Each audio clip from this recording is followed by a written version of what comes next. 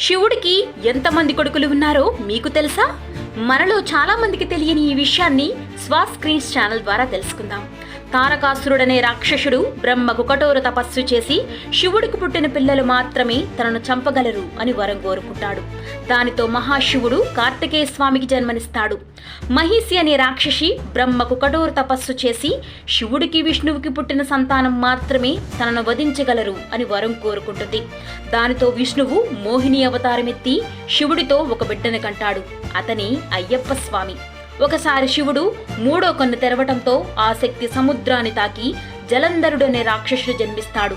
ఆ జలంధరుణ్ణి మళ్లీ శివుడే సంహరిస్తాడు. శివుడి చెమటబొట్టు భూమి మీద పడటంతో ఆ చెమటబొట్టు నుంచి అంధకుడు అనే గుడ్డిబాలుడు జన్మిస్తాడు. ఆ అంధకుణ్ణి హిరణ్యాక్షుడికి ప్రసాదిస్తాడు. శివుడు తపస్సుకై పార్వతీదేవిని ఒంటరిగా వదిలేసి వెళ్లిపోవటంతో ఒంటరిగా ఉన్న పార్వతీదేవి మట్టి బొమ్మను చేసి ప్రాణ ప్రతిష్ఠ చేస్తుంది. అతని గణేశుడు. శివుడికి కుమార్తెలు కూడా ఉన్నారు. వారి గురించి తెలుసుకోవాలి అనుకుంటున్నారా?